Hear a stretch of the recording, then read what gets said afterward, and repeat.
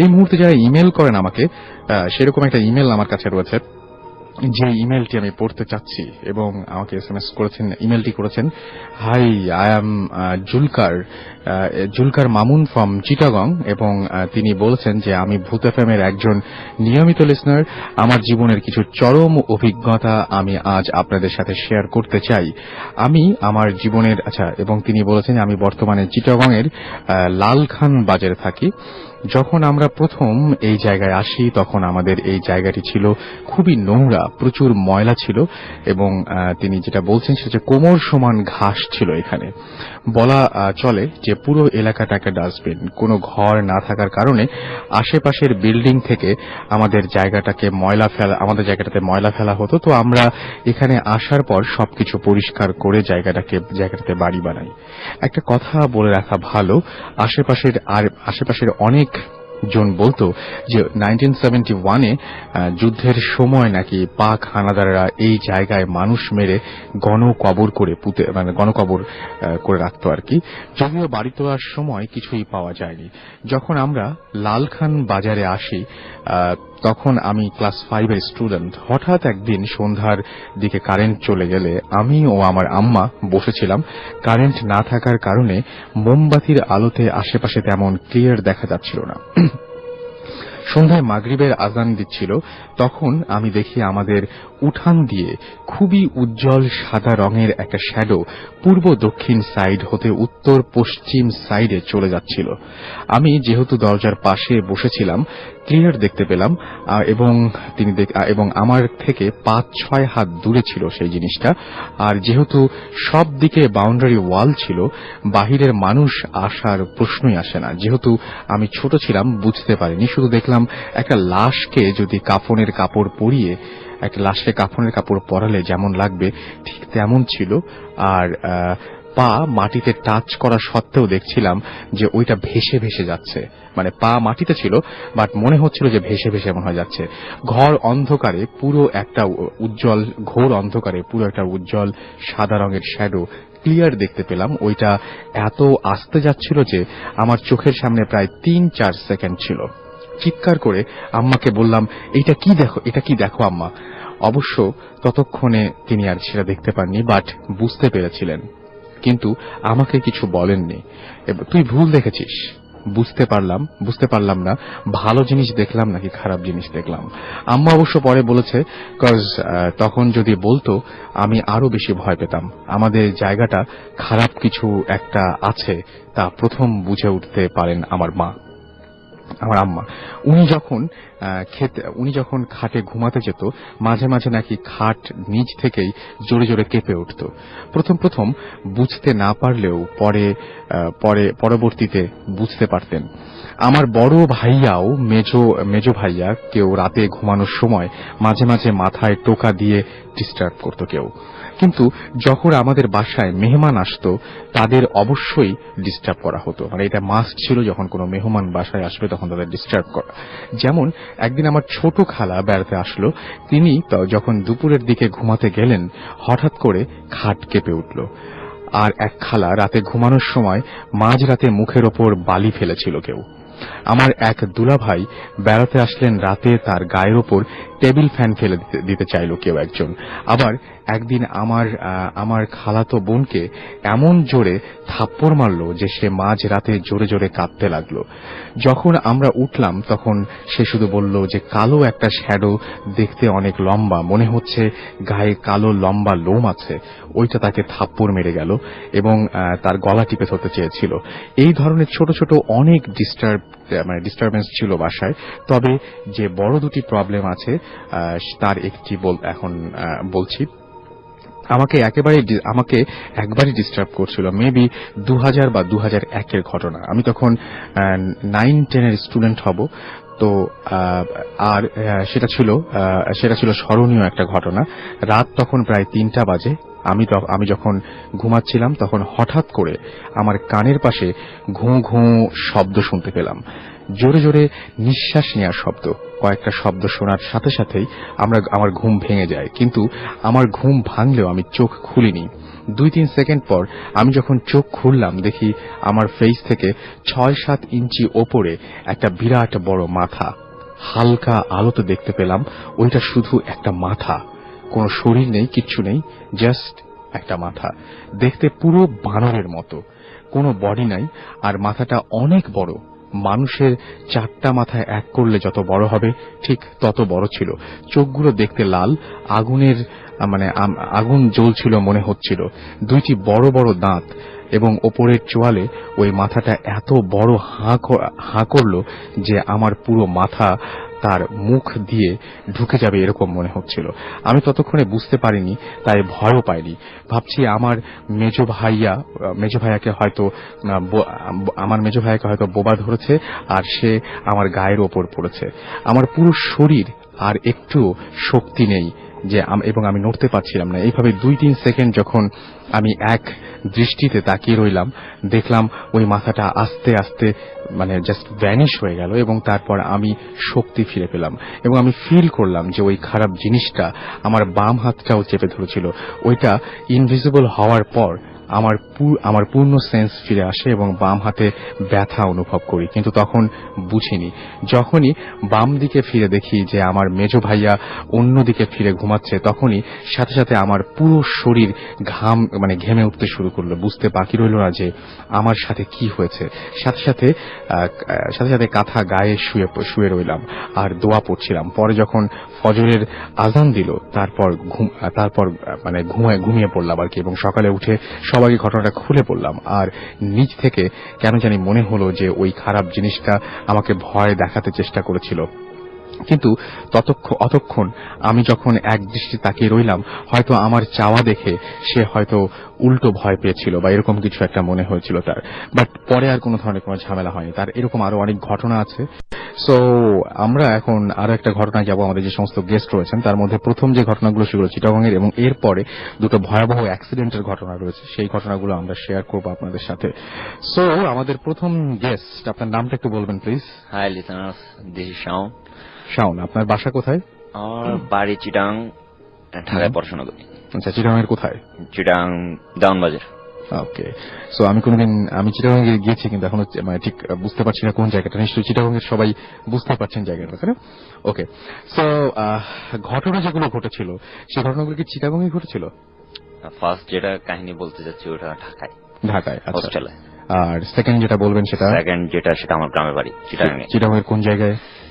চিটাং নোয়াপাড়া, রাউজান নোয়াপাড়া। ওকে, তাহলে আমরা কোনটা দিয়ে শুরু করতে পারি বলেন? ফার্স্টে কি ঢাকার ঘটনা শুনবো না ফার্স্টে চিটাগংয়ের ঘটনা শুনবো?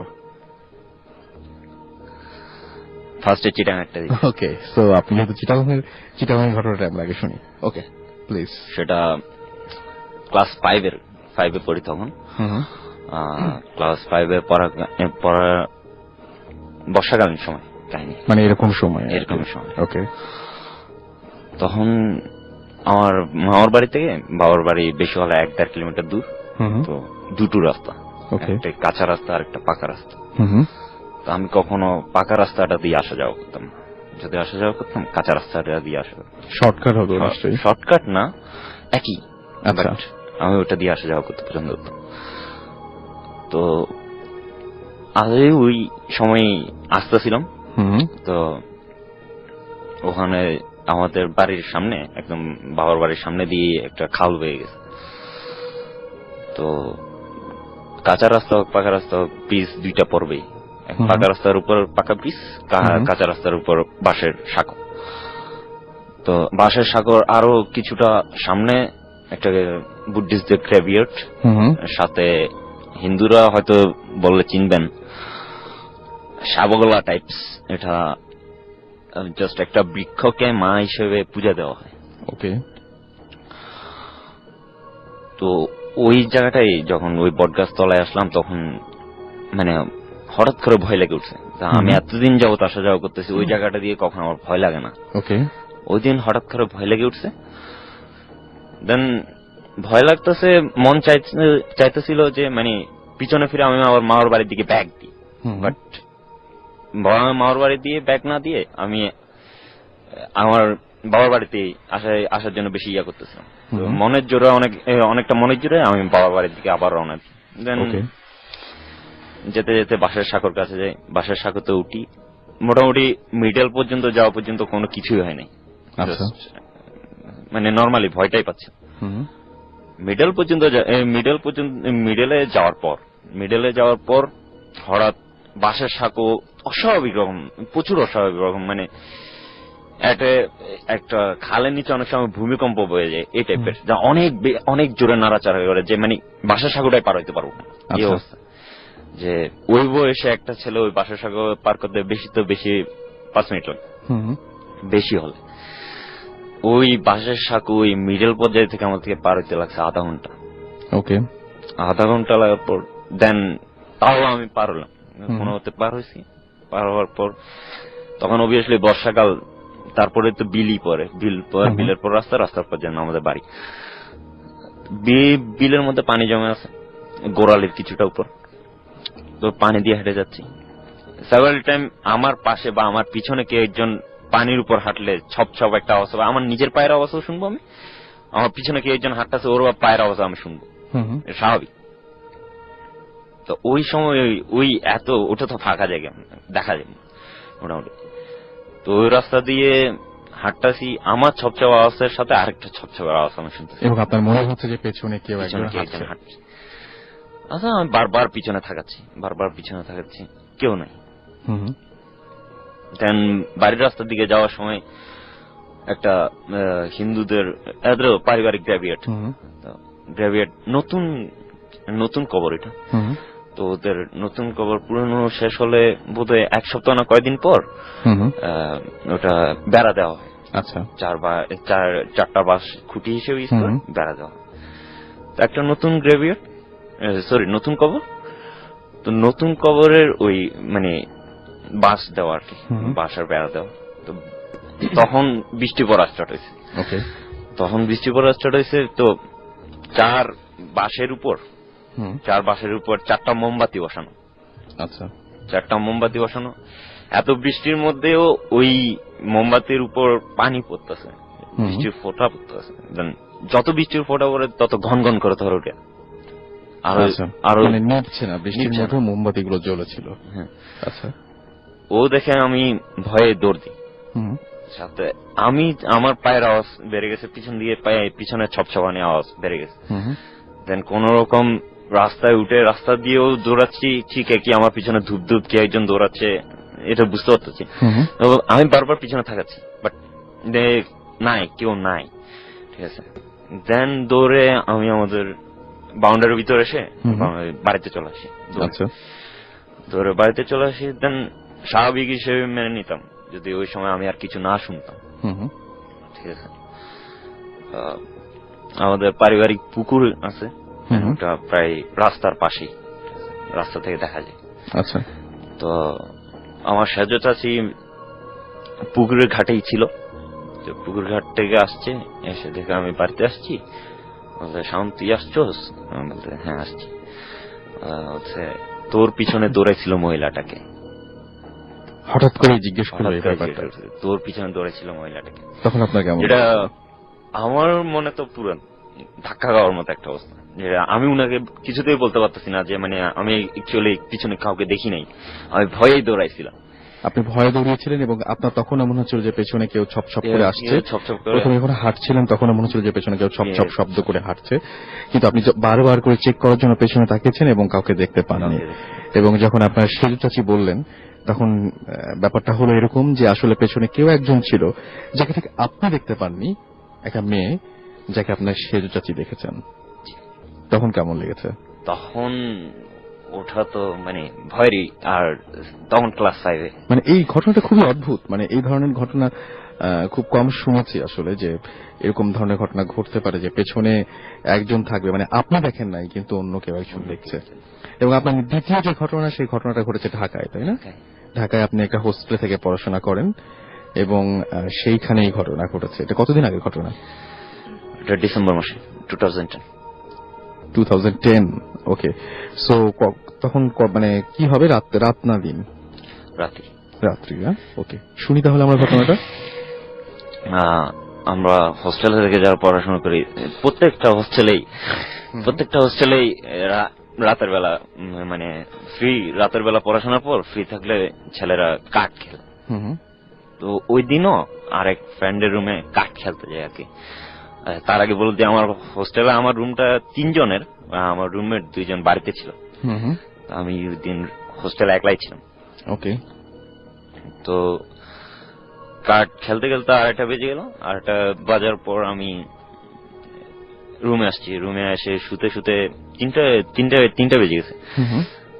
দেন শোয়ার পর আমার রাতের বেলা আমি সাধারণত ঘুমাই না, জাগায় থাকি। তো ওই দিনও রাতের বেলা এসে ঘুমানোর ট্রাই করতেছি, বলতে গেলে চোখ বন্ধ করে আছি। যাওয়ার কিছুক্ষণ 10-15 মিনিট পর চোখ বন্ধ করে 10-15 মিনিট পর শুনতেছি আমার রুমে একসাথে অনেকজন মিলে কথা বলে, জাস্ট লাইক একটা সবাই গেলে যারা মানে একসাথে অনেকজন যেরকম করে কথা বলে এই টাইপের। আচ্ছা, মানে অনেক মানুষ। ওকে। ওই আওয়াজ চাপাই আমি আমার মার কণ্ঠ শুনতে পাচ্ছি। আচ্ছা। আমার মা যদি এখন শুনে থাকেন তো বলতে পারো, আমি মাকে একদম পরের দিন সকালবেলায় ফোন করছিলাম। আচ্ছা, কাহিনী। ওকে। তো যারা মানে সাধারণত বিভিন্ন ঘটনা শুনে মনে করেন যে অনেকে হয়তো এমনি মানে কি বলবো যে নিজের মন থেকে বানিয়ে বানিয়ে বলছে, তাদের জন্য বললাম যে হ্যাঁ তার মাও এই ঘটনাটা জানে। তারপর আমরা ঘটনায় চলে যাই প্লিজ। তারপর একসাথে অনেকজন মানুষের গলার আওয়াজ, দেন ওই আওয়াজ চাপাই মার আওয়াজ শুনতেছি যে শাওন ওঠ ওঠ। ঠিক আছে, মানে মা ডাকার চেষ্টা করতেছে, আমাকে জাগাবার চেষ্টা করতেছে, বাট আমি চোখ বন্ধ করে আছি কিন্তু সম্পূর্ণ সজাগ। আচ্ছা। 2টা কথা আপনাকে মেবি আমি ইমেলে পাঠিয়েছিলাম। আমার লাইফে কোনো সময় আমি হ্যালুসিনেশনে ভুগিনি, কখনো বোবাইও ধরেনি। আচ্ছা, কখনো বোবাই ধরে নাই, এ ধরনের ঘটনা ওইটাই প্রথম, মানে এরকম রাতের বেলায়। আচ্ছা, তারপরে তো হঠাৎ করে মা ডাকার আওয়াজে হবে 5-6 মিনিট পর দেন আমি জাস্ট ফিল করতেছি আমার পা কে একজন খুব জোরে চেপে ধরছে। ওকে। পায়ের একদম নিচের অংশে, গোড়ালির কিছুটা উপর, দেন আরেকটু উপর চেপে ধরছে। তো আমি চোখ আলতো ভাবে খুলছি, পুরোপুরি খুলিনি, ভয় লাগতেছে। আচ্ছা। যখন আমার হাঁটুর উপর হাত দিয়ে চেপে ধরছে তখন আমি সাথে সাথে চোখ খুলে উঠে বসি। উঠে বসার পর দেখি আমার হাঁটু দুইটা সাদা হাতের জাস্ট গোড়ালি থেকে কনুই থেকে 2টা হাত আমাকে চেপে ধরে আছে। আমি উঠে বসার সাথে সাথে হাত 2টা ডিসঅ্যাপিয়ার হয়ে চোখের সামনে ডিসঅ্যাপিয়ার হয়ে। ওকে। তো আমি তো মানে ভয় ওঠা, মানে জানি না এই টাইপের কেউ যদি পড়ে থাকে ওই বলতে পারবে যে আসলে ইনসিডেন্টটা কিরকম ছিল, ওই মুহূর্তটা আসলে কি। ওই মুহূর্তটা অনেক ভয়। আপনি যখন ঘুম ভেঙে হঠাৎ করে জেগে উঠে দেখেন যে আপনার গোড়ালি চেপে আছে 2টা হাত, তারপরে সেটা ধীরে ধীরে ওপরের দিকে উঠছে, তাহলে যথেষ্ট ভয় লাগারই কথা। এবং এই ঘটনাও কি আপনি বাসায় তো পরের দিনই ফোন করে জানিয়েছিলেন? একদম। পরে আপনি কারো সাহায্য নেননি বা কারোর সাথে কথা বলেননি? মানে পরে যদি আর এই সমস্যা আবারও কি ঘুরে আসছিল নাকি আপনি কারো সাহায্য নিয়েছিলেন? আমি অ্যাকচুয়ালি কারো সাহায্য নিই নাই, বিকজ ছোটবেলা থেকে আমার সাথে এই টাইপের অনেক কাহিনী হয়ে আসছে। ইভেন আমি 3.5 বছর বয়সে একবার পানিতে পড়ে গেছিলাম। তো আমি লাইফে 12 ইয়ার্স পচেছি। আচ্ছা, 12 বছর। সো এরকম ঘটনা আপনার সাথে অহরহই ঘটে থাকে, বাট এই যে বোবা টোবা বা এরকম ধরনের ঘটনা কোনোদিন কখনো হয় নাই। ওকে, সো একটু কথা বলবো, আপনার নামটা একটু বলবেন? লিসেনার, আমার নাম সাগর চাকমা, আমার নাম। রাঙ্গামাটি থেকে আমার হোম টাউন। আপনি রাঙ্গামাটি কোন জায়গায় থাকেন?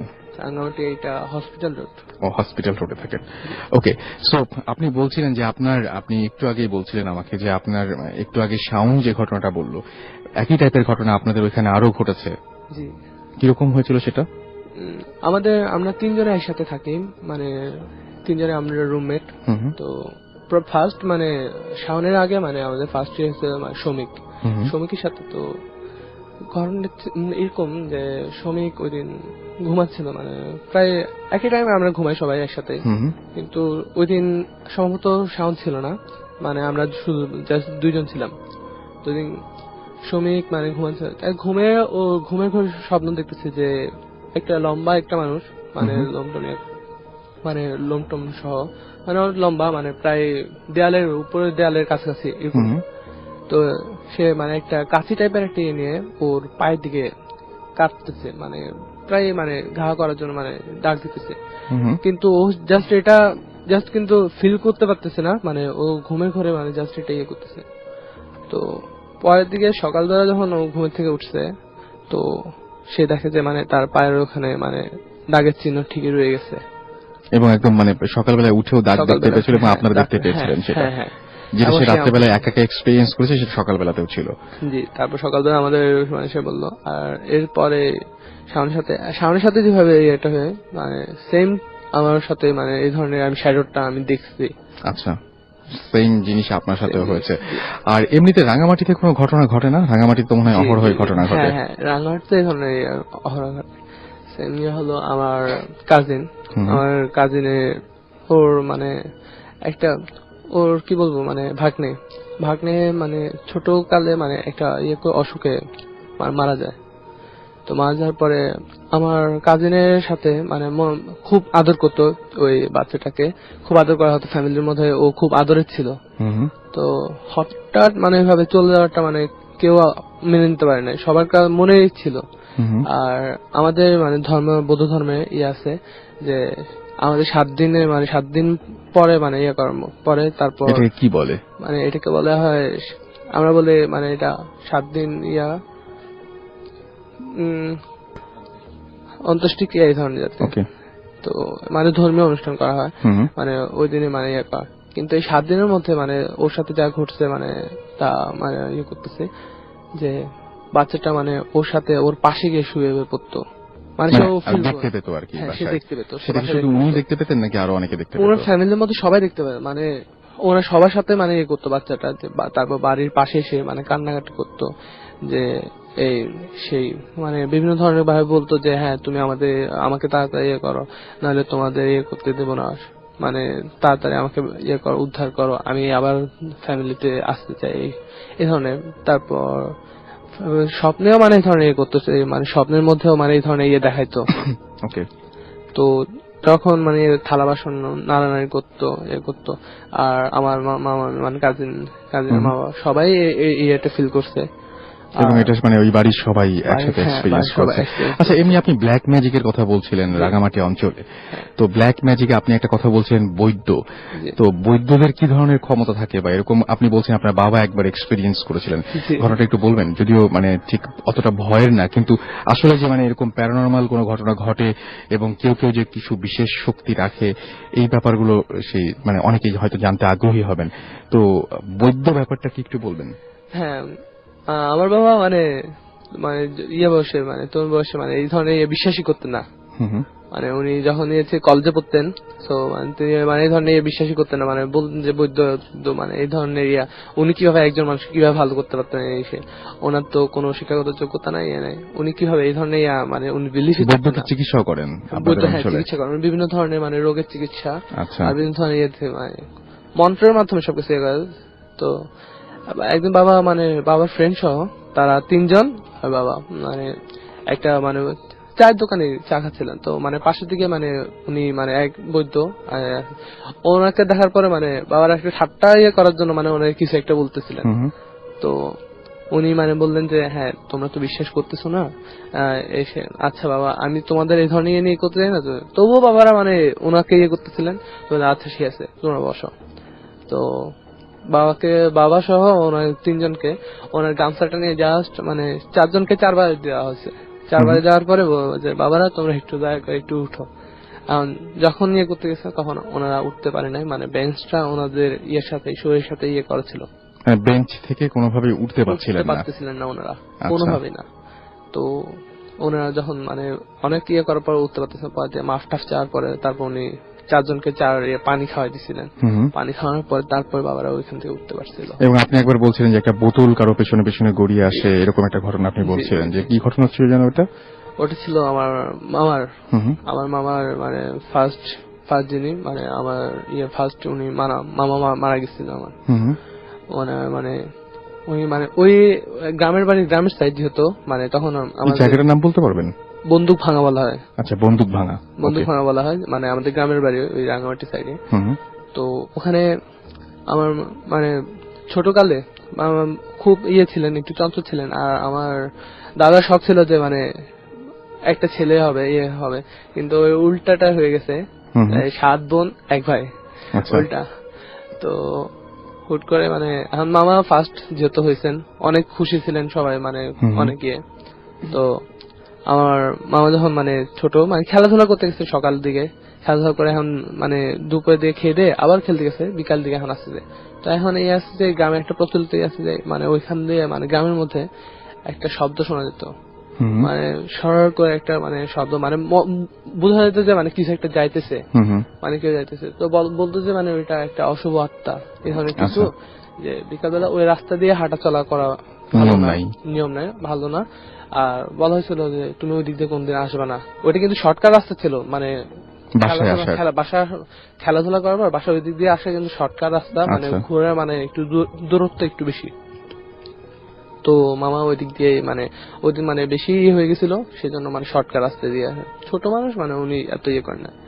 তো উনি আসতেছিলেন, তো আসার সময় উনি উপলব্ধি করলেন যে মানে পিছন দিক দিয়ে বোতল একটা কাঁচের শিশি ওনার পিছন দিয়ে আসতেছে। আর ওই সরার শব্দ মানে গড়ানোর শব্দ আর সরার শব্দ মানে একটা অন্য টাইপের। আর পিছন দিয়ে মনে হতেছিল কেউ একজন ওনার পিছনে আসতেছে। তো উনি পিছন দিকে ফিরলে শুধু বোতলটাই দেখতে পেতেন, বোতলটা মানে স্থির, কিন্তু ওনার স্টেপের সাথে সাথে বোতলটাও মানে জায়গা স্থান পরিবর্তন করা শুরু করছে। এখন এইভাবে করার পর উনি প্রচুর পরিমাণে ভয় পেয়ে গেছিলেন। তারপর উনি কোনো মতে দৌড়ে বাসায় গিয়ে বাসায় যাওয়ার পর অজ্ঞান হয়ে গেছিলেন এই নিয়ে।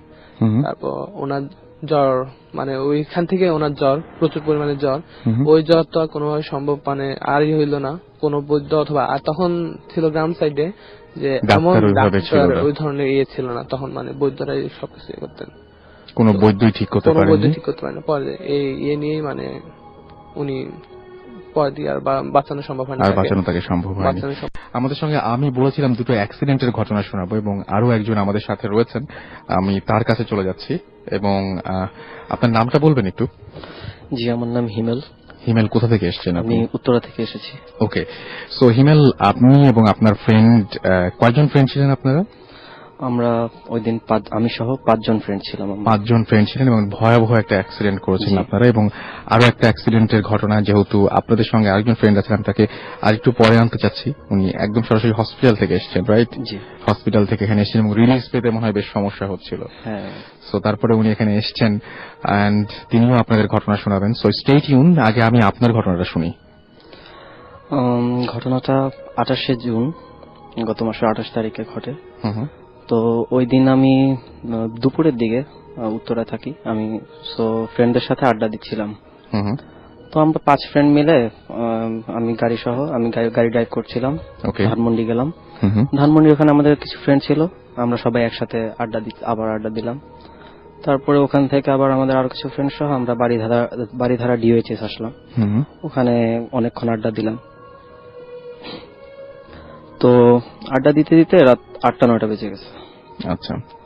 তারপর ওই যারা আমার ধানমন্ডির ফ্রেন্ডরা ছিল, বাড়িধারার ফ্রেন্ডরা ছিল, সবাই যার যার বাসায় চলে গেল। আমরা উত্তরা থেকে যারা এসেছিলাম তারা ডিনার করতে গেলাম একটা রেস্টুরেন্টে, বাড়িধারাতেই।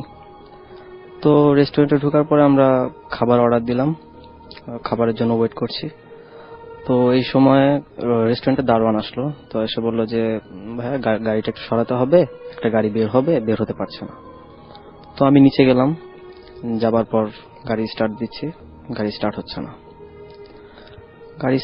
আমি প্রায় 5 মিনিট ট্রাই করার পরও গাড়ি স্টার্ট হচ্ছিল না। তো আমি আবার রেস্টুরেন্টে আসলাম, এসে আমার ফ্রেন্ডদেরকে বললাম যে গাড়িতে সমস্যা হচ্ছে, গাড়ি স্টার্ট নিচ্ছে না। পরে ওরা বলছে চলো দেখি কি হয়েছে। তারপরে ওরা সবাই আসলো নিচে। আসার পরে আমার এক ফ্রেন্ড আমার কাছ থেকে চাবি নিয়ে গেল, নিয়ে বলছে যে দেখি তো কি হয়েছে গাড়ির। তো সে আর কি স্টার্ট দেওয়ার চেষ্টা করলো। তো ফার্স্ট সে অ্যাটেম্প নিল, গাড়ি স্টার্ট হয়নি। সেকেন্ড টাইম অ্যাটেম্প করার পর গাড়ি স্টার্ট হলো। তো ওই যে গাড়ি তো ঠিক আছে। বললাম যে আমি তো অনেকক্ষণ ট্রাই করছি, গাড়িটা স্টার্ট হচ্ছিল না। ওকে। তো আমি গাড়িটা পরে প্লেস করলাম, আর একটা গাড়ি বের হলো। আবার আমি গাড়িটা পার্কিং প্লেসে রাখলাম। রাখার পরে আমরা সবাই আবার গেলাম ডিনার করতে। তো ডিনার শেষ করার পরে তখন রাত 11টার মতো বাজে।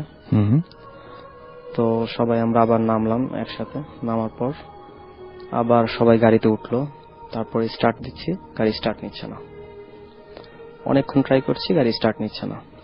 তারপর আবার আমার এই ফ্রেন্ড বললো, কি ব্যাপার, তো কি হয়েছে? আমি বলি, আমি তো গাড়ি স্টার্ট দিচ্ছি বাট স্টার্ট হচ্ছে না। আপনি কত বছর ধরে গাড়ি চালান? আমি প্রায় 4-5 বছর ধরে গাড়ি চালাই। ওকে। তো পরে বলছে, দেখি কি হয়েছে। সে আবার কিটা নিল আমার কাছ থেকে, কি নেওয়ার পরে সে ট্রাই করলো। তো সেও 2বার ট্রাই করছে, স্টার্ট নেয়নি গাড়ি। 3rd টাইম গাড়ি স্টার্ট নিছে। আচ্ছা। পরে বলে, এই যে গাড়ি তো ঠিক আছে। আমি বললাম, আমি তো তোর সামনেই ট্রাই করলাম বাট গাড়িতে স্টার্ট হলো না, তুই তো দেখলি। পরে বলে, আচ্ছা ঠিক আছে, যা হয়েছে হয়েছে, নিয়ে গাড়ি চালা। তারপর আমরা 5 জন ফ্রেন্ড সবাই গাড়িতে। তো আমি গাড়ি ড্রাইভ করছি, বাড়িধারা থেকে উত্তরা যাব আমাদের সবার বাসায়। তো যাচ্ছি, গাড়ি নর্মাল অ্যাজ ইউজুয়াল স্পিডে যাচ্ছে। গাড়িতে পিছে যে 3 জন ফ্রেন্ড ছিল ওরা গল্প করছে, আমি গাড়ি চালাচ্ছি, আমার পাশে এক ফ্রেন্ড বসে আছে। তারপরে গাড়ি যাচ্ছে। তো খিলক্ষেত ওভারব্রিজটা পার হওয়ার পরে, খিলক্ষেত যে জায়গাটা উত্তরা হাইওয়েতে, তো ওভারব্রিজটা পার হওয়ার পর দেখলাম যে গাড়ির রাস্তায় অত গাড়ির প্রেসার নেই অন্যান্য দিনের মতো, রাস্তাটা মোটামুটি ফাঁকা, অল্প কিছু গাড়ি। ওকে। তো তারপর যেটা হলো, একটা পাজেরো টাইপের একটা গাড়ি ছিল।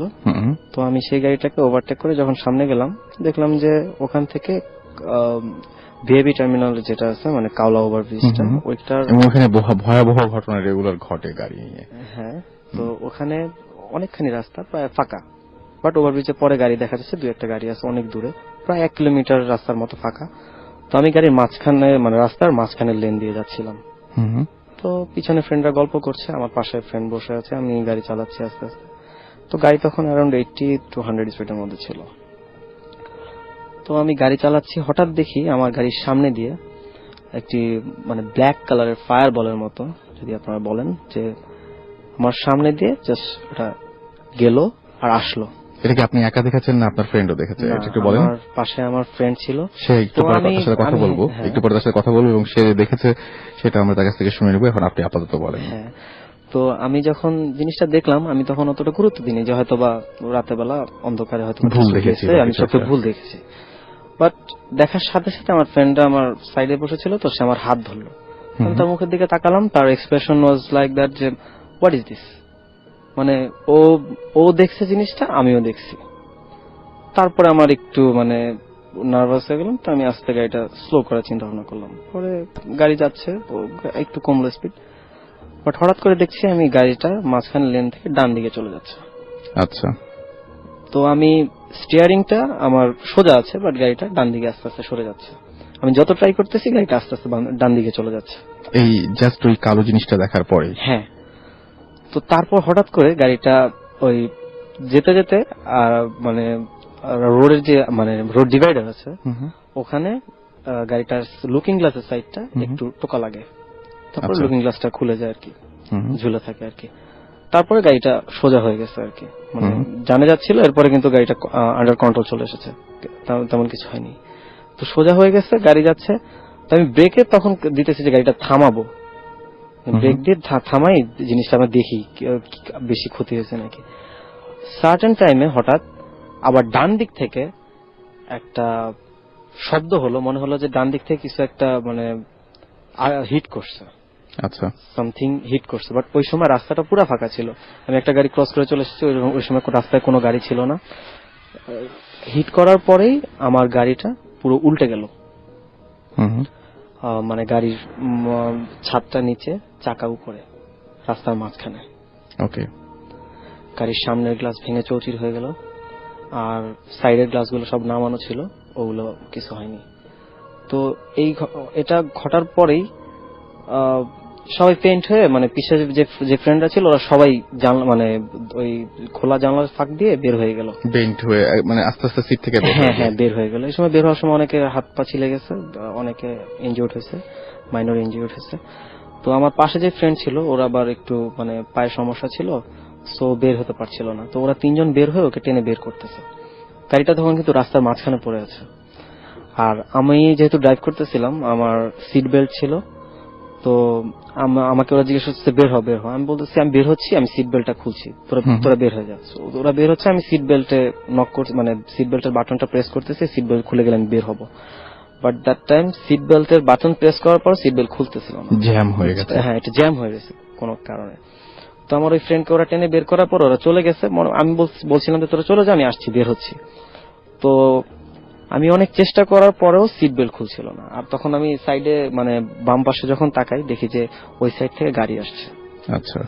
So at a certain time আমি চেষ্টা করছি সিট বেল্ট খোলার, বাট খুলছে না। মানে একটা সময় আমি চিন্তা করেছিলাম যে হয়তো আর বাঁচবো না, মানে বাঁচার আশাটা ছেড়ে দিলাম। ঠিক সেই সময় যে ব্ল্যাক শ্যারোটা আমি দেখেছিলাম ওটা ঠিক মাটি থেকে মানে রাস্তার কালো পিচ থেকে অন্তত হাফ হাত বা এক হাত উঁচু দিয়ে আবার গেল এবং আসলো। ওকে। ওটা দেখে আমি আরো ভয় পেয়ে গেলাম। এরপরে মানে যতই আমি চেষ্টা করছিলাম বের হওয়ার জন্য, পারছিলাম না। আর আমার তখন মানে আশা শেষ। আমি মানে তখন আল্লাহর নাম নিচ্ছিলাম যে এক সময় হয়তো বা একটা গাড়ি আসবে, এসে আমাকে আবার হিট করবে, তারপর আমি ডেড হয়ে যাব। বাট আমার যে ফ্রেন্ডরা ছিল সাথে, ওরা আবার আসলো, এসে একজন সামনে গাড়ি ঠেকাচ্ছে একটা পর একটা, আর আমার সাইডে দুজন এসে পরে অনেক টানা হেঁচড়া করে সিট বেল্টটা খুলে আমাকে টেনে গাড়ি থেকে বের করলো। এই ছিল ঘটনা। এনিওয়েজ, আমাদের সঙ্গে সেই গাড়িতেই আরেকজন ছিলেন এবং যিনি হসপিটাল থেকে আমাদের সাথে এসে জয়েন করেছেন, তার সাথে আমরা একটু কথা বলবো এবং তিনি আমাদের তার একটু নামটা আমি প্রথমে জানতে চাচ্ছি। কি নাম আপনার? হ্যালো লিসেনার্স, আমার নাম ইমতিয়াজ, উত্তরা থেকে। ওকে, সো আপনি সেই দিন সেই গাড়িতে ছিলেন এন্ড আপনার ফ্রেন্ড ড্রাইভ করছিল।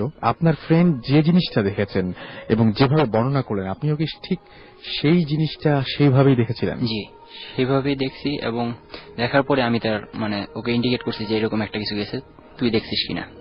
আচ্ছা। এবং তার কিছুদিন আগে আপনার আরো একটা অ্যাক্সিডেন্ট হয়েছিল এবং এই যে আবার আপনি আপনার ফ্রেন্ডের সাথে ছিলেন, তখন আরো একবার অ্যাক্সিডেন্ট হলো এবং এর আগে তো কখনো এরকম অ্যাক্সিডেন্ট হয়নি। না, এরকম অ্যাক্সিডেন্ট আর হয় নাই। আপনি তো নিজে বাইক চালান, এই জন্য বলছি যে এর আগে কোনোদিন কোনো অ্যাক্সিডেন্ট হয় না। এবং আপনি বলছিলেন যে আপনি বাইক খুব ভালোই ড্রাইভ করেন। তো এই মুহূর্তে আপনার শরীরের অবস্থাটা একটু সবাইকে বলবেন যে কি অবস্থায় আছেন আপনি? এই মুহূর্তে আমার মেরুদণ্ডের 3টা হাড় ভেঙে গেছে আর আমার বাম পা সেন্সলেস আর কি, মানে সেখানে কোনো শক্তি নাই। আচ্ছা। এবং আপনার স্ক্রু লাগানো আছে বেশ কিছু? পিঠে 4টা স্ক্রু আর 2টা পাত লাগানো আছে। 2টা পাত লাগানো আছে। কি হয়েছিল যার জন্য এই অবস্থায় আপনাকে আসতে হয়েছে, এই ঘটনা আমাদেরকে একটু বলেন। জি, আমার ঘটনাটা হয়েছিল 2010 এর ডিসেম্বরে। ওকে। ডিসেম্বরের 20 তারিখে আমার ফ্রেন্ডের কাজিনের বিয়ে ছিল। তো ফ্রেন্ড আমাকে ইনভাইট করছিল যে অবশ্যই সেখানে থাকতে হবে। কিন্তু সেই সময় আমি ঢাকায় ছিলাম না, আমি ছিলাম নওগাঁয়। আচ্ছা। তো 19 তারিখে যখন ও আমাকে ফোন করে যে কালকে উইডিং, তো তোর আসতে হবে, তো তখন আমার মনে পড়ে যে আসলেই। তো তখন আমি রাতে যে নওগাঁ থেকে ঢাকার যে লাস্ট কোচ, তার টিকিট কনফার্ম করি। লাস্ট কোচের টাইম ছিল 11:30। কিন্তু আসলে দুর্ভাগ্যবশত আমি বাসটা মিস করি। আচ্ছা। তো মিস করার পর তখন আমি সিদ্ধান্ত নিই যে না, যেতেই হবে। তো তখন আমি সিদ্ধান্ত নিই যে বাইক নিয়ে যাব। আচ্ছা। তো তখন শীতের দিন, রাস্তায় কুয়াশা, বাইক চালানো একটু রিস্কি। তো যাই হোক, আমার সব গোছায় টোছায় রওনা দিতে লাগে প্রায় আধা ঘন্টা 40 মিনিট, মানে 12টা 12:15 দিকে আমি রওনা দিই। তো রওনা দেওয়ার ফলে নওগাঁ থেকে আমার বাইকে তেল ছিল না, মানে তেল ছিল বড় জোর 1 কি 1.5 লিটার। তো এই লিটারে ঢাকা আসা সম্ভব না এই তেলে। তো আমাদের ততক্ষণে নওগাঁয় যে ফুয়েল স্টেশন গুলো ছিল ওগুলো রাত 12টা পরই বন্ধ হয়ে যায়। তো আমি সিদ্ধান্ত নিলাম যতটুকু আছে ততটুকু আমি বগুড়া পর্যন্ত যেতে পারবো এবং বগুড়া থেকে তখন সারা রাত স্টেশন খোলা থাকে, ওখান থেকে নেওয়া যাবে। তো আমি নওগাঁ থেকে রওনা দিই। রওনা দেওয়ার ফলে বগুড়া পর্যন্ত আমার আসতে কোনো সমস্যা হয় নাই। তো বগুড়া এসে আমি বাইকের ট্যাঙ্ক লোড করি। লোড করার পর আমি ওখানে ডিনারটা করি। তো তখন প্রায় 1:30টার মতো বেজে গেছে। তো বগুড়া থেকে সিরাজগঞ্জ যে রোডটা, ওই রুটে প্রায় 15 থেকে 20 কিলোমিটার যাওয়ার পর আমার বাইকের স্পিড তখন 90 to 100। তো এমন সময় হঠাৎ করে স্টার্ট অফ হয়ে যায়। ওকে। একটা রানিং বাইকে সাধারণত এরকম ভাবে স্টার্ট অফ হয় না যদি তেল না থাকে বা ইঞ্জিনে কোনো প্রবলেম না থাকে। কিন্তু সেরকম কোনো প্রবলেম আমি চেক করি কিন্তু ছিল না। আমি কয়েকবার সেলফ নেওয়া ট্রাই করি কিন্তু সেলফ নেয় না। তারপর আরো 5-10 মিনিট আমি যখন মানে বাইকটা চেক করি যে কোনো সমস্যা হইতেছে কিনা, তেলের লাইন ঠিক মতো আছে, ইঞ্জিনের কোনো প্রবলেম নাই, আবার ভাবলাম যে শীতে ঠান্ডায় জ্যাম হয়ে গেল না, কিন্তু আমি তো এই রান করে আসছি এতক্ষণ। তো যাই হোক, আরো 10-15 বার ট্রাই করার পরে বাইক স্টার্ট নেয়। তো স্টার্ট নেওয়ার পরে আমি 5-7 মিনিট গেছি। তো এমন সময় হঠাৎ করে আমি ফিল করতেছি আমার পিছে কেউ একজন আছে। ফিলটা হচ্ছে কারণ আমি বাইক 5 নাম্বার গিয়ার ছিল, আমি যখন 6 নাম্বার গিয়ারে শিফট করি তখন একটা ধাক্কা, মানে বাইকের গিয়ার চেঞ্জ করলে একটা ধাক্কা লাগে। তো ধাক্কা লাগার পরে আমি ফিল করি যে আমার পিছে কেউ একজন আছে, কারণ তার আমার শরীরের সাথে তার শরীরে স্পর্শ লাগছে। তো এরকম করে আমি আর একটু শিওর হওয়ার জন্য আমি ইচ্ছা করে কয়েকবার ব্রেক করি। তো ব্রেক করার পরে আমি বুঝতেছি হ্যাঁ ধাক্কা লাগছে, মানে পিছনে জাস্ট বসে থাকলে কেউ যদি মানে ব্যালেন্সটা ঠিক না রাখতে পারে পিঠের উপরে এসে পড়ে, সেরকম একটা ফিল আপনি পাচ্ছিলেন। তো ধাক্কা লাগতেছে, এরকম সময় আমি একটু মানে নার্ভাস ফিল করি আর ভয় পাই, সোজা কথায় ভয় পাই। তো ভয় পাওয়ার পরে এখন আমি কি করব, মানে আমি আশেপাশে মানে মানে লোকজন বা দোকান এরকম কিছু খুঁজতেছি, কিন্তু হাইওয়েতে আসলে পাওয়া যায় না। তো যাই হোক কিছু দূর পরে একটা দোকান যাই, দোকানটা প্রায় মানে বন্ধ করতেছে। ওইখানে যাই হোক ওখানে 10-15 মিনিট আমি বলি যে কিছুক্ষণ থেকে আমি আগে একটু রিল্যাক্স হয়ে নিই, তারপরে হয়তো আমি ব্যাপারটা নাও ফিল করতে পারি, মনের ভয় হয়ে যেতে পারে। তো দোকানটা বন্ধ করার পর ওইখানে আর একা বসে থাকার কোনো কারণ নেই। তখন আমি আবার স্টার্ট নেই, স্টার্ট নেওয়ার পরে আবার যখন যাইতেছি আমি এবারও ফিল করতেছি না সামথিং ইজ রং, পিছে কেউ একজন আছে এবং আমি স্পষ্ট ফিল করতে পারতেছি। যদি শীতের দিন আমার গায়ে জ্যাকেট ছিল, তারপর আমি স্পষ্ট পাইতেছি যে পিছে শীতল একটা কিছু, ঠান্ডা কিছু, কারণ বাইকের বাতাসটা ঠান্ডা বাতাসটা আমার সামনের দিক দিয়ে ফেস করতেছে, পিছের দিক দিয়ে লাগার কোনো কথা না, কিন্তু পিছের দিক দিয়ে আমি ফিল করতেছি। তো যাই হোক আপনার এমন সময় আরো 20-25 মিনিট যাওয়ার পরে এই অবস্থায় আমি তখন স্পিড বাড়াই দিছি যে আমার যেমনি হোক কোন একটা জায়গায় আমার থামতে হবে, আমি এইভাবে যেতে পারবো না ঢাকায়। তো যাওয়ার পর সামনে আমি একটা হাইওয়ে কোচ দেখতে পাই, তো হাইওয়ে কোচটাকে ওভারটেক করি।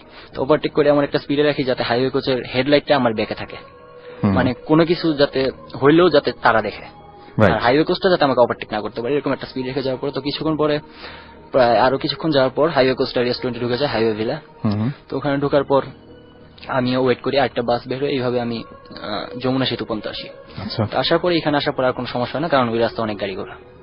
তো আসার পর আমি 7টা-7:30টার দিকে বাসায় ফিরি। তো বাসায় ফিরে আমি ফ্রেশ ট্রেশ হয়ে ঘুম দেই। ঘুম দিয়ে আমি লিসনারদের বলবো যারা শুনছেন যে উনি অনেক ভালো বাইক চালান, আমি কয়েকবার করে তার কাছ থেকে শিওর হয়ে গিয়েছিলাম, এবং আগের দিন রাতের বেলার ঘটনা উনি বলছেন, এবং এতটা দূর জার্নি করেও কিন্তু তারপরেও কোনো ধরনের কোনো অ্যাক্সিডেন্টের কোনো ইয়ে ছিল না। বাট মানে ব্যাপারটা শুরু হয়েছিল আগের দিন রাত থেকে। ওকে, তারপরে তো তারপর আমার যেহেতু পরের দিন বিয়ের অনুষ্ঠানে যেতে হবে, তো আমি 5:30টায় রওনা দিই। তো আমি আসলে বিয়ের লোকেশনটা আমি এক্সাক্ট চিনি না, তো আমার পাশের রোডে যে ফ্রেন্ড থাকে তাকে নিয়ে যাব। তো নিয়ে যাওয়ার ফলে আমি যখন গ্যারেজ থেকে বাইক করব, বাইর করার সময় আমি স্লিপ কেটে বা কিভাবে পড়ি সেটা আমি বলতে পারতেছি না, কারণ ওইখান থেকে আমি প্রতিদিন ওঠানামা করি, কোনোদিন কোনো সমস্যা হয় না। সেই দিনে আমি পড়ে গেছি। তো পড়ে যাওয়ার পরে আমি ভাবলাম যে হয়তো বাধা টাধা পড়ছে, আমি একটু রেস্ট নিই, কিছুক্ষণ রেস্ট নিয়ে তারপর ওই ফ্রেন্ডকে ফোন করলাম যে আয়। তারপর গেলাম বিয়ে বাড়িতে। যাওয়ার পরে যাওয়ার সময় কোনো প্রভাব হয় নাই। তো ওখানে থাকার পরে আস্তে আস্তে 11টার দিকে রওনা দিই ওখান থেকে।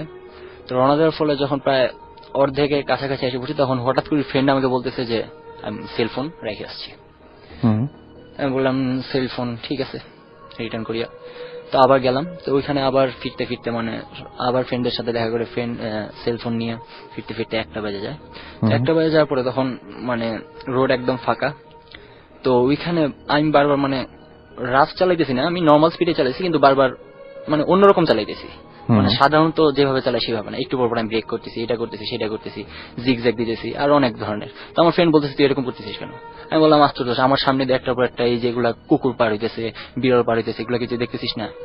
তো ও বলতেছে না, এরকম তো কিছু আমি দেখতেছি না। তো যাই হোক আর কিছু দূর যাওয়ার পর আমার ফ্রেন্ড বলে তুই ব্রেক কর। আমি ব্রেক করলাম। ব্রেক করার পর তোর চালানো দরকার নাই, আমি চালাই, তোর হয়তো অসুবিধা হইতেছে, কালকে সারাটা জার্নি করে আসছিস। তো আমি আবার আমার কালকে রাতে কাহিনীটা কাউকে মানে বলার আমি সুযোগ পাই নাই ওকে। তো যাই হোক ও যখন চালায়, ও চালানোর পরে কোনো প্রবলেম হয় না, ও স্মুথলি চালাইতেছিল। তো চালানোর পর আপনার আরো 20-25 মিনিট পর আমি দেখতেছি যে সামনে একটা লোক, সাদা পাঞ্জাবি কি সাদা শার্ট পরা সেটা আমি ঠিক বলতে পারবো না, সাদা একটা কিছু পরা, সে রোড ক্রস করতেছে। ঠিক আছে, আমি ভাবছি যে আমার ফ্রেন্ড সেটা দেখছে, সে সেটা দেখে সেভাবে ফাঁকা রাস্তা, কিচ্ছু নাই তাছাড়া। ওকে। তো ওই লোকটা রোড ক্রস করতেছে, যখন প্রায় কাছাকাছি এসে পড়ছি তখন আমি বলছি কি তুই বাইক ব্রেক করতেছিস না কেন? ও বলছে ব্রেক করবো কেন? আমি বললাম আরে সামনে মানুষ তো। ও বলে কই মানুষ? এই কথাটা বললো আর সাথে একটা ক্র্যাশ হলো। তারপর আমি সেন্সলেস হয়ে যাই, আমার জ্ঞান ফিরে পরের দিন হসপিটালে। আচ্ছা। তো হসপিটালে যখন আমি প্রথমে জিজ্ঞেস করতাম ফ্রেন্ডের কি অবস্থা, দেখি ওর কিছুই হয় নাই, শুধু পায়ের একটা জায়গায় একটু ছিলছে। তো ওকে আমি বলছি কিভাবে কি হইলো, আর আমি তখন দেখতেছি যে আমি শরীরের মানে বুকের নিচ থেকে কিছু নাড়িতে পারতেছি না, হাত পা প্যারালাইজড হয়ে গেছে। তো আমি বললাম, তখন ও বললো যে আমি কিছুই জানি না। আমি বললাম কেন? একটা লোক ছিল সামনে এই সেই। তখন ও বলতেছে যে না, আমি ওইখানে ক্র্যাশ করার পর তুই তো মানে অনেক দূরে গিয়ে বাড়ি খাইছিস আইল্যান্ডের সাথে, তুই সাথে সাথে সেন্সলেস হয়ে যাস, কিন্তু আমার তেমন কিছু হয় না, আমি ওখানে দাঁড়াইছিলাম, তোকে ধরি কিন্তু ওইখানে কেউ ছিল না, এবং আমি যেটা বুঝতে পারছি সেটা সামনে দিয়ে আমার হিট করছে, আমি ব্রেক করার চান্সও পাই নাই। মানে কিছু একটা এসে বাধা একদম সঙ্গে সঙ্গে, বাট সামনে তো রাস্তার সামনে তো এরকম হুট করে কিছু থাকার কথা না, আর স্পিড ব্রেকার থাকলেও এইভাবে পড়ার কথা না। রাইট, স্পিড ব্রেকার থাকলেও সেভাবে পড়ার কথা না। এবং আপনি দেখেছিলেন সেই লোকটাকে, কিন্তু সে দেখতে পায় নাই, বাট তার খুব আজব লেগেছে যে হঠাৎ করে এরকম কিসে বাধা পড়লো এবং কিসে বাধা পড়লো, আর আমি ওকে বা কিসের কথা বললাম, রাইট, কারণ রোডটা খালি ছিল। এবং আপনাদের দুজনের কাছে এই ব্যাপারটা এখন রহস্যই থেকে গেছে যে কিভাবে অ্যাক্সিডেন্টটা হলো। এবং আপনি তার আগের দিন রাতের বেলা যেটা বলছিলেন যে আপনি ফিল করছিলেন যে বাইকে আপনার পেছনে কেউ আছে। ওকে, সো এই হচ্ছে ঘটনা। এবং আপনি বলছিলেন যে এই ঘটনাটার কারণে আপনার জীবনটাই মানে পুরোপুরি অন্যরকম হয়ে গেছে, রাইট? জি আসলে।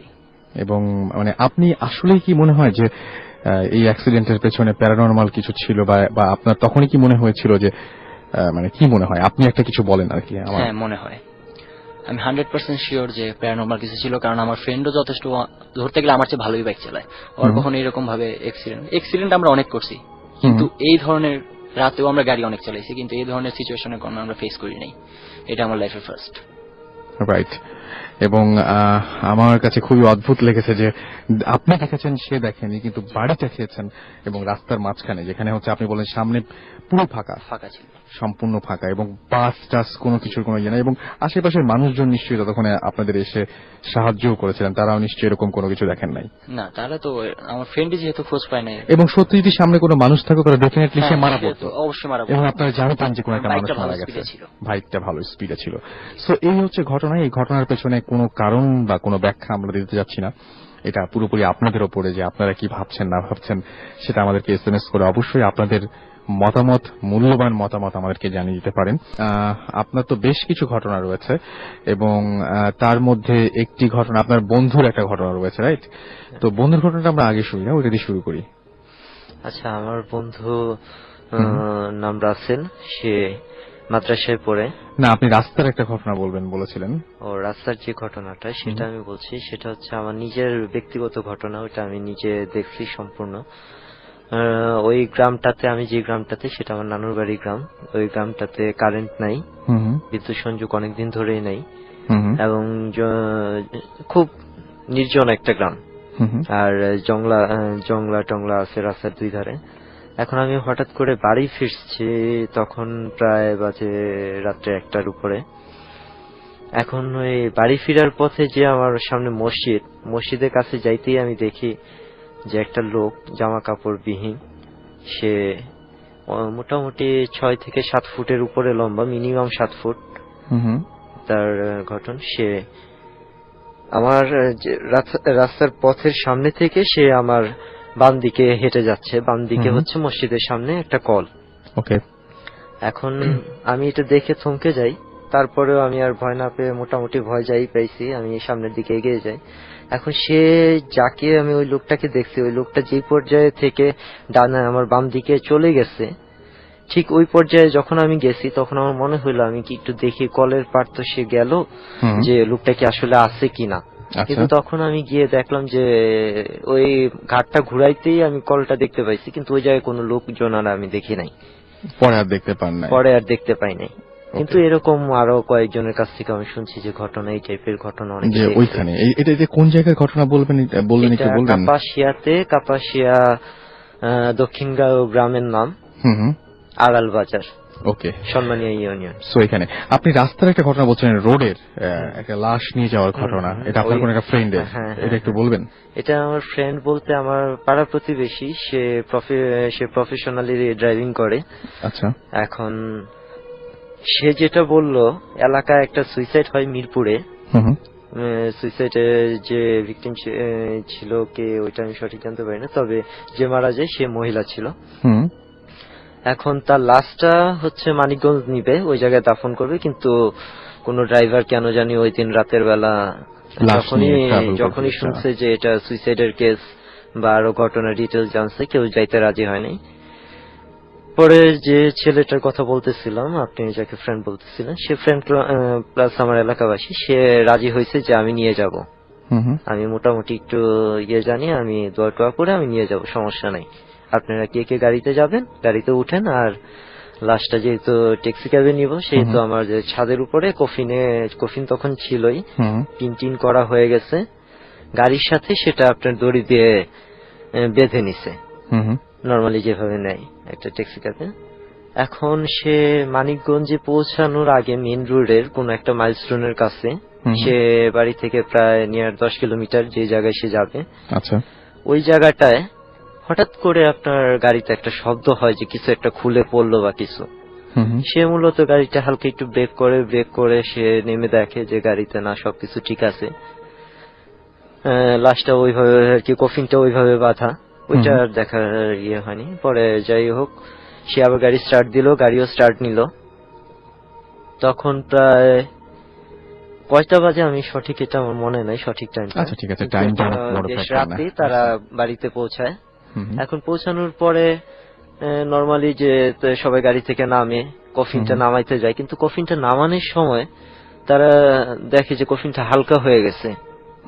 কিন্তু ঘরটা চারদিকে সবকিছু লাগানো আছে, এমনকি ইভেন দড়ি দিয়ে যে বাঁধা ছিল ওইটাও সেম কন্ডিশনে আছে।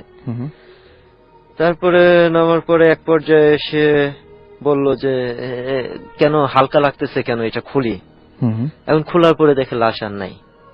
আচ্ছা, এখন লাশ নাই, সে তখনই বলল যে কাছে কিনারে কে হুজুর বা ওইরকম হাফেজ সাহেব বা কেউ আছে কিনা, আমি একটু যে জায়গায় আমার গাড়িটা একবার আমি শব্দ পাইছি যে কোন একটা শব্দ হয়েছে গাড়িতে, আমি ওই জায়গাটা একটু যাব। আচ্ছা, এখন হাইটা গেলে বেশিক্ষণ লাগবে না, যেহেতু 10 কিলোমিটার রাস্তা, হয়তো বা 1 ঘন্টা লাগতে পারে, কিন্তু আর বেশি লাগবে না, যেহেতু এত বড় একটা ঘটনা। গ্রামের মানুষও যাইতে রাজি হয়েছে, 10-12 জন মানুষ বা 5-6 জন মানুষ নিয়ে তারা যায়। যাওয়ার পরে যেটা দেখে যে লাইট ধরার পরে ওই যেই জায়গাটাতে তারা গাড়িটা ব্রেক করছিল, শব্দ হয়েছিল, তার পাশে একটা মাইলস্টোন, ওই জায়গায় কিলোমিটার লেখা, ওই জায়গায় লাশটা বসে আছে। দূরের থেকে যখন লাইটটা পড়ছে যে কিছু একটা বসে আছে, কাছে যায় দেখে যে লাশটা সবই ঠিক আছে, একটা পাও নাই। আচ্ছা, একটা পা নাই এবং লাশটা বসে আছে। হ্যাঁ, বসে আছে মানে কি ওই জায়গায় বসানো অবস্থায়, মাইলস্টোনের পিছনে হেলান দিয়ে বসা। আচ্ছা, এর পেছনে পরে কোনো কারণ পাওয়া গেছে? পিছনে পরে আর সে কোনো কারণ থাকলো আমাকে আর বলতে চায় না। এই ঘটনাটাই সে আমাকে একদিন বলছে, কিন্তু পুরোপুরি সে আর আমাকে বিস্তারিত বলতে চায় নাই। কফিন থেকে লাশটা বেরিয়ে যাওয়াটা খুব আজব, এবং কোনো থেকে ভাঙেনি। এটা আমি শুনছি, কিন্তু সেও যেভাবে বলছে তার বলার প্রতি আমার একটা ফেথ আছে, কিন্তু এরকম ঘটনা আমি আর আগে শুনি নাই। তবে অবাস্তব তো কিছু না হইতেই পারে, এটা আমার যেটা মনে হয়। ডেফিনেটলি। আপনার সাথে আরো বেশ কিছু ঘটনা ঘটেছিল, তার মধ্যে থেকে 2-1টা বলেন। তার মধ্যে আরেকটা ঘটনা হচ্ছে যে আমি ওই গ্রামেরই ঘটনাটা বলবো, যে ওই গ্রামে আর কি আমার 5-6টা বছর খুব কাটছে, আর আমি বেশ রাত করে, মোটামুটি আমরা বন্ধু বান্ধব একটু রাত করেই বাড়ি যেতাম।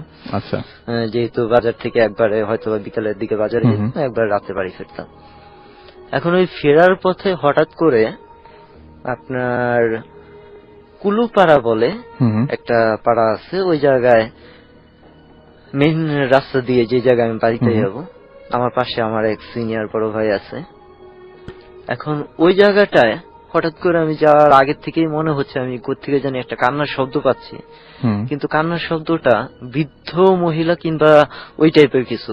আচ্ছা, সে যাই হোক, আমি কান্নার শব্দটা পাওয়ার পরে আমি একটু দাঁড়ায় গেলাম। রাস্তার ধারেই কলপারের সাথে আবার বাড়িও। আচ্ছা, কিন্তু বাড়ির খুব কাছ থেকে কান্নার শব্দটা আসতেছে, বোঝা যাচ্ছে যে কলপার থেকে আসতেছে। এখন পরে আমি আমার ওই ভাই প্লাস বন্ধুকে বললাম যে ভাইয়া এরকম এরকম ব্যাপার, কান্নার শব্দ কি আপনি পাচ্ছেন? আমি তো পাচ্ছি, মনে হয় কোনো বৃদ্ধ মহিলা পড়ে গেছে বা কিছু কলপারে, আসেন একটু ডাক দিয়ে বলি। এখন ডাক দিয়ে বলতে গিয়ে হয়েছে কি, সে বলতেছে আচ্ছা তুই গিয়ে ডাক দে, আমি এনে দাঁড়াইলাম। এখন ওই ডাকার পর্যায়ে যখন আমি আগে ওই কলপারে যাওয়ার আগে আমি একটু চিল্লাইলাম যে বাড়িতে কেউ আছেন, যে মুরব্বী তো কেউ একজন হয়তো পড়ে গেছে, কি আছেন একটু দেখেন। কিন্তু আমি মোটামুটি 3 থেকে 4 বার ডাকাডাকি করেও কোনো শব্দ পাই নাই। এট এ টাইম আমি কান্নার আওয়াজটা আমার কানে আসতেছে। তখন আমি একটু কৌতূহলবশত কলপারের দিকে এগিয়ে যাই। আচ্ছা, এখন কলপারের দিকে যখন আমি এগিয়ে যাই, সাথে সাথে আমি ওই কলপারে একটু বেড়া ছিল, ওই বেড়াটা ফাঁক করে যখন আমি মাথাটা দিতে গেলাম তখন দেখি আর কোনো কান্নার আওয়াজও নাই, ওই জায়গায় কোনো শব্দও নাই। আচ্ছা। আর আমি যতক্ষণ ওই জায়গাটায় স্টিল ছিলাম, এই কান্নার ঘটনাটা আমার মনে হচ্ছিল যে আমি মিনিমাম 15 থেকে 20 মিনিট মিনিমাম আমি ওই জায়গাটায় এই জিনিসটা আমার মাথায় লাগতেছে। কিন্তু এই সময়টাতে আপনার আমি কোনো লোক যাইতে দেখি নাই রাস্তায়, আমি আর আমার ফ্রেন্ড ছাড়া। আচ্ছা। কোনো লোক, কিন্তু বাজার 10টার পরে থেকে একদম রাত্রে 1টা থেকে 2টা পর্যন্ত মানুষ এই রুটটা দিয়ে যাতায়াত করে। আচ্ছা, কিন্তু ওই সময় ওই সময়টাতে আমি কোনো লোক দেখি নাই, কারণ লোক দেখলে হয়তো কি আমার ফ্রেন্ড দাঁড়ানো, কান্নার আওয়াজ, কেউ না কেউ হয়তো আমাদের সাথে দাঁড়াইতো বা আমাকে কিছু বলতো, ঠিক না? এই আর কি ঘটনাটা এই জায়গাতেই শেষ। এর আগে অবশ্য আমার পায়ের কাছাকাছি 2টা বিড়াল ছিল। আচ্ছা। 2টা বিড়াল ছিল, এই ঘটনাটা আমি এটার সাথে কোনো সম্পৃক্ত করি নাই। আমি ভাবছি যে নরমালি একটা বিড়াল রাস্তায় থাকতেই পারে, এটা অসম্ভব। এবং এটা আপনি এর আগে উল্লেখ করেননি এই কারণে, যেটা আপনার কাছে এটা আমার কাছে একদম ফালতু মনে হয়েছে, বিড়ালের সাথে কোনো কারণ আমার মনে হয় নাই। আচ্ছা, এরপরে আর কিছু আছে?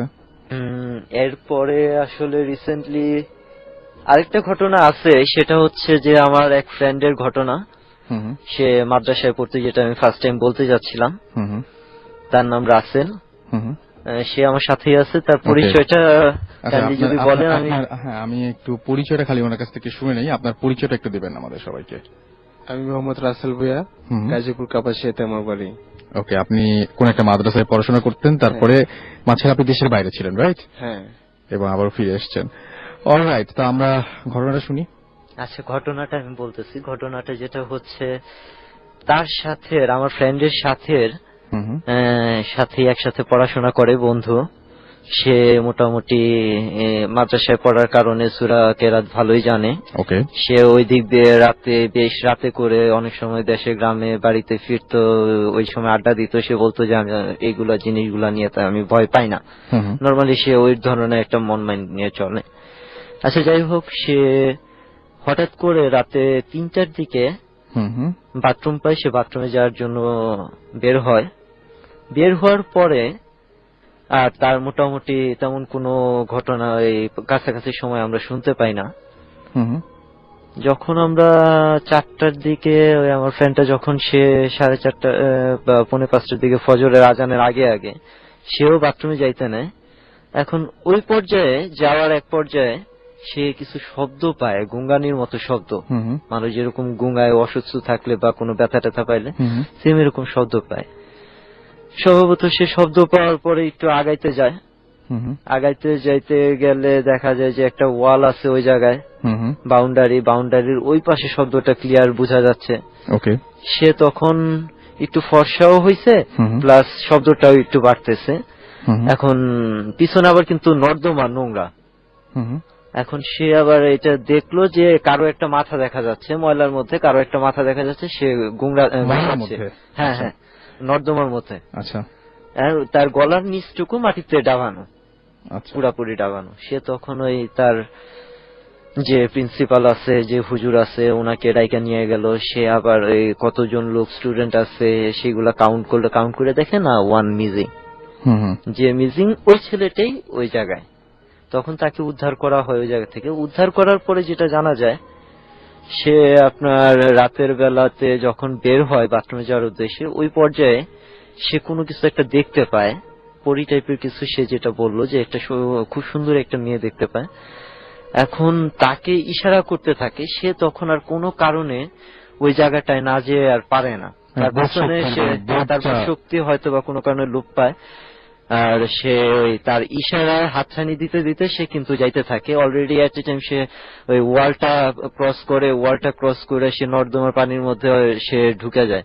সে যেটা বলে, তাকে লাস্টের দিকে তার ফেজের মধ্যে যেটা দেখা যায় যে উদ্ধার করার সময়, যে তার ফেজের মধ্যে অনেকগুলা দাগ পাওয়া যায়, খামছানোর অনেকগুলা দাগ পাওয়া যায়।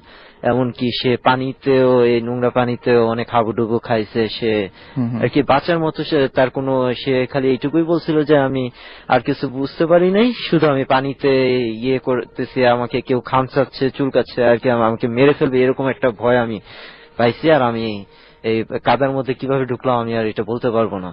অলরাইট, সো এই ছিল ঘটনা। কিন্তু আজকে সময় মোটামুটি, থ্যাংক ইউ আমাদের এখানে আসার জন্য।